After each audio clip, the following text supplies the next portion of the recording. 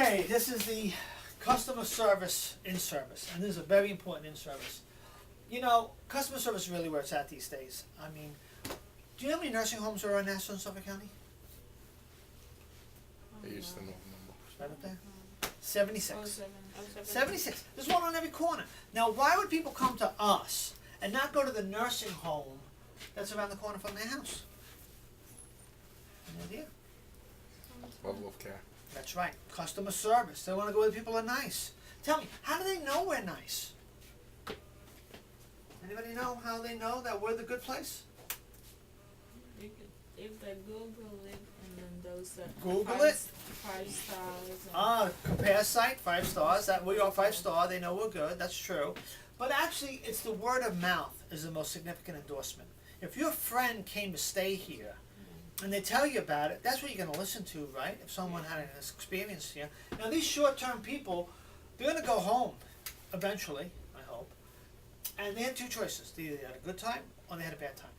If they had a good time, they'll tell a couple people. But what do you think they're going to do if they had a bad time? Go on. They're gonna do Right. Do you know it was Winston Churchill who once said bad news travels 4 times faster than good news? Are you familiar with the website Yelp? Or Google? When you said you went to Google it, Oh, tell me. yeah, go. When you Google it, are those reviews good or bad? Generally. It's not, you know, it's both. Yeah? Yeah, you read Have the you been to comments. on Yelp? Have you looked at these, especially nursing home reviews? Generally they're negative. Most, You I know? would say, People had a good time. They had a great time. Good to tell me 1 or 2 people. They had a bad time.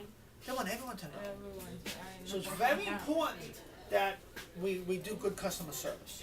It's very important. So, first of all, let's look at our customers.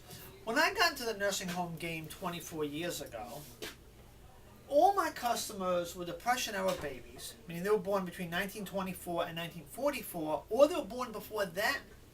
And when you grew up during those times, you know, you didn't have a lot. You had the Depression in the early years, no one had jobs, no one had money, no one had anything. In the early 40s, everything went to the war effort and you didn't have anything.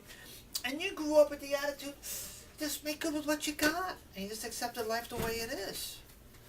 Now who are customers coming in? Believe it or not, when these people became got elderly and became our patients, our customers, our residents, whatever we're going to call them, believe it or not, they were very easy to take care of. But who's our customers now? The baby boomers. And me being one of them, we had everything. We grew up with everything. We had it all. And we still want it all. And we want it now. So my staff that's been working here for many years has to rethink their thinking. They're not dealing with Depression era babies anymore. They're dealing with the baby boomers. And they're definitely a different clientele. Tell me, does anyone here know what Depression era babies are called? I'm a baby boomer. You're a Generation X. You guys are probably millennials. Damn millennials. Any idea?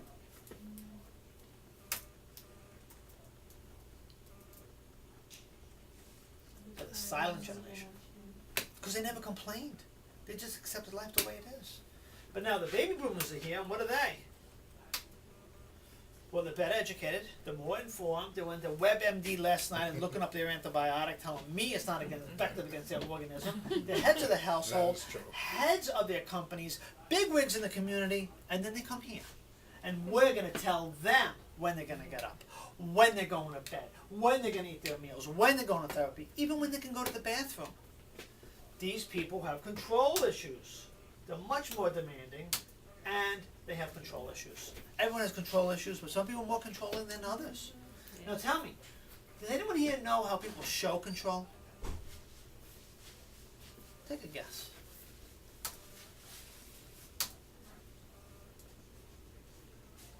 You came in with 2 broken legs?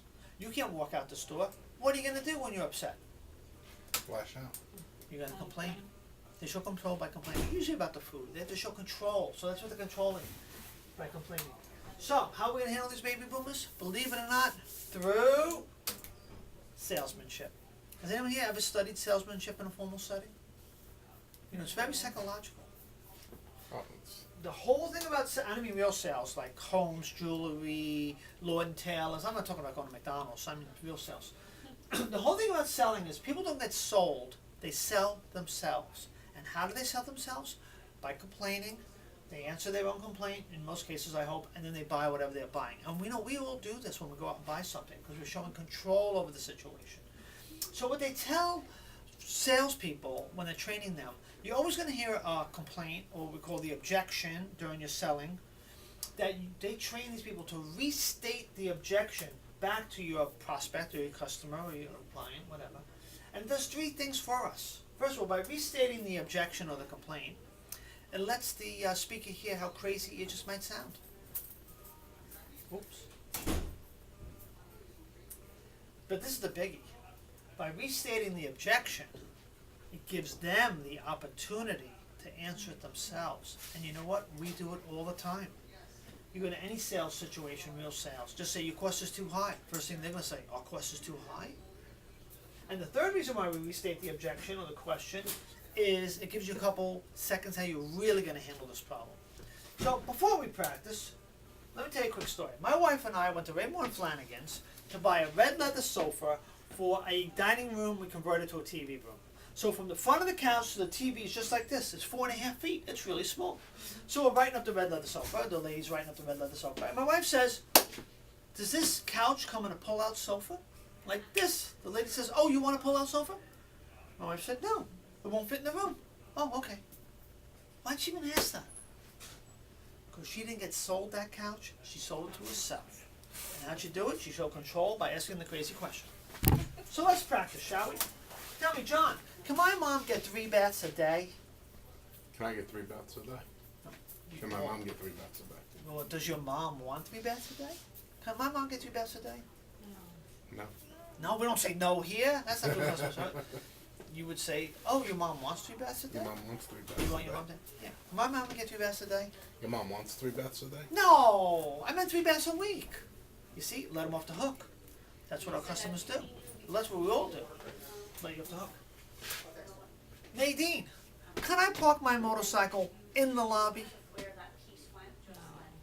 We don't say no here. Oh, You're supposed to say, oh, you want to park your motorcycle in the lobby? Can I park my motorcycle in the lobby? so you wanna park your motorcycle in the lobby? No, not in the lobby. Those spaces in front by the lobby. See again, let you off the hook. You see, the whole thing is that I did a little studying on game theory, you know, and the fact is, he who goes first doesn't always win. I do all the cooking at home, and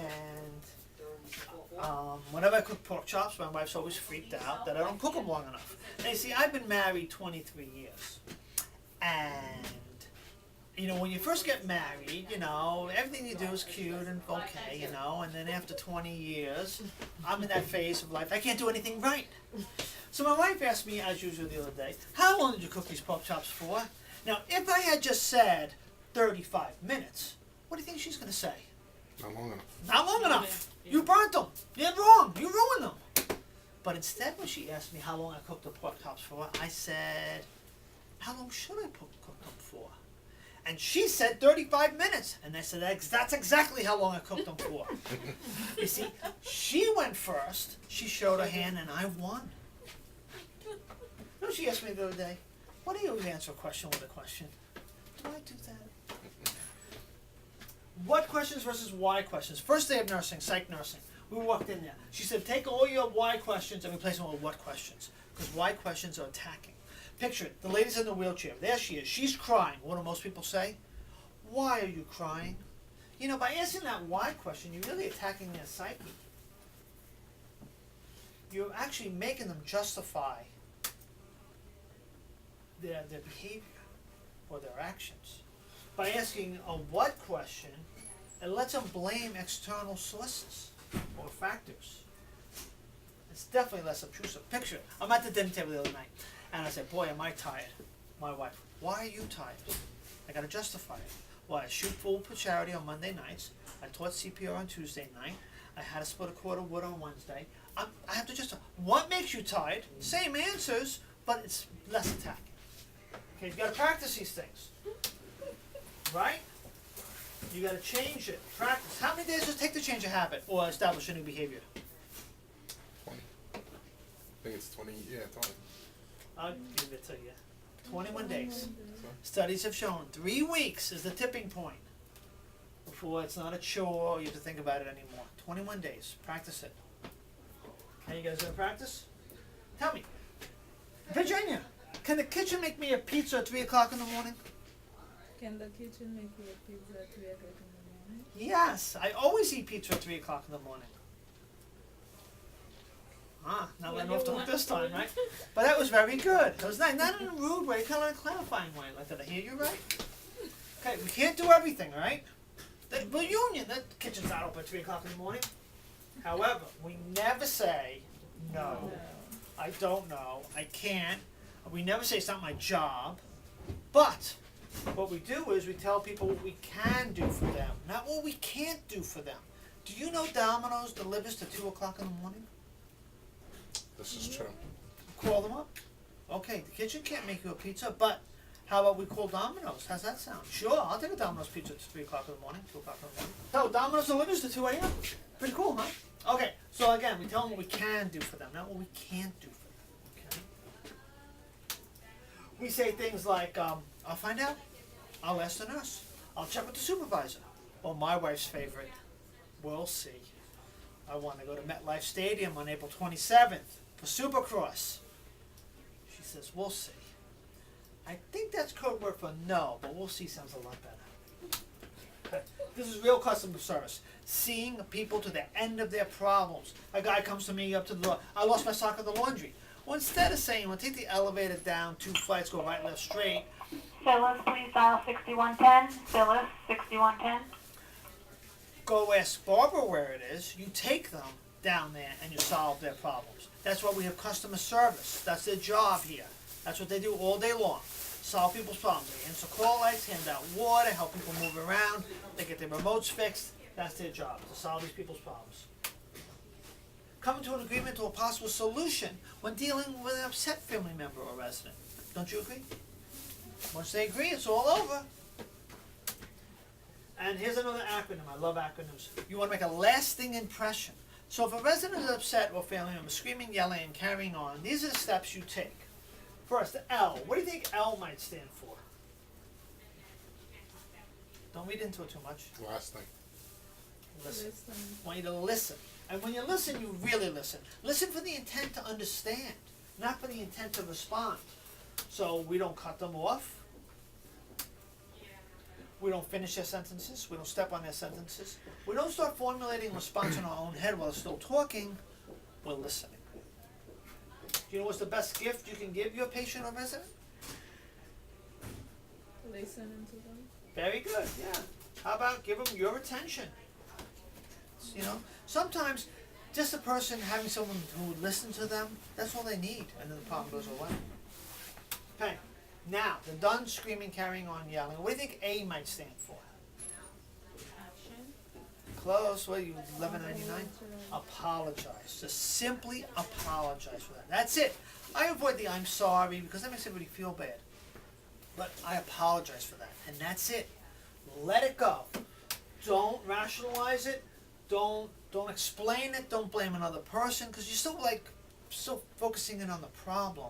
And we also don't look like a team if you're blaming somebody else. But we don't throw anyone under the bus. We don't blame the other shift. We don't blame the other department. We don't none of those idiots in bookkeeping. No, we don't do that here. We just, I apologize for that. That's it. You let it go. Because you quickly want to move into the next phase, find a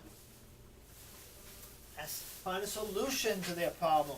And when you're finding a solution, avoid the emotions, get down to the facts. Just the facts, man. Do you remember who this guy was? No. Dragnet? Joe Friday? Oh, you're too young.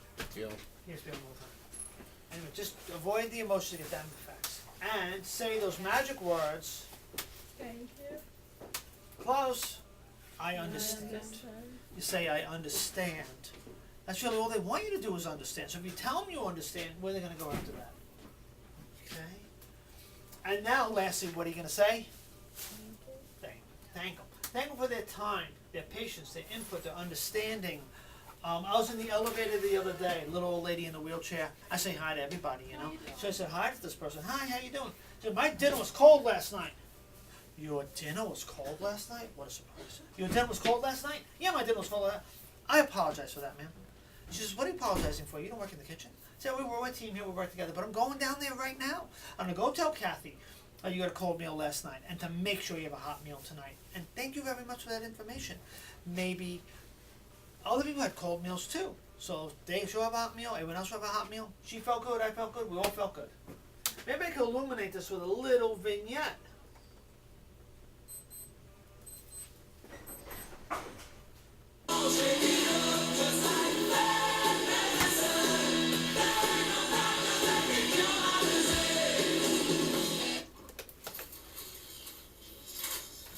Where is everybody? Can somebody help me? What is your problem, sir? What's my problem? What's your problem? They told me I had to wait to see the doctor. I'm waiting over an hour now. I gotta get the therapy. Do you even have doctors here? Of course we have doctors here. They're very busy. You'll just have to wait. Wait, I'm not gonna wait another minute. I'm calling my wife and I'm gonna take me home right now.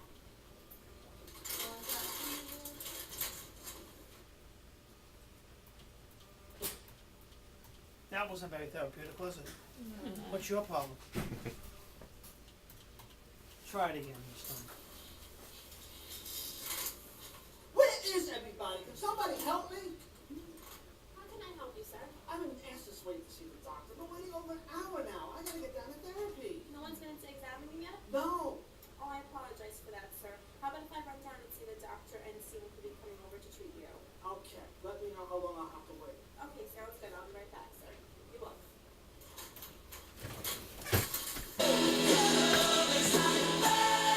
See how she handled that? She restated my question. No one's been in to examine you yet? No, I apologize for that. Then we'll see the doctor when I was home. Okay, I ended up thanking her instead of her thanking me. Okay, now for our feature presentation and the last video of the day. Give 'em the pickle. It's a metaphor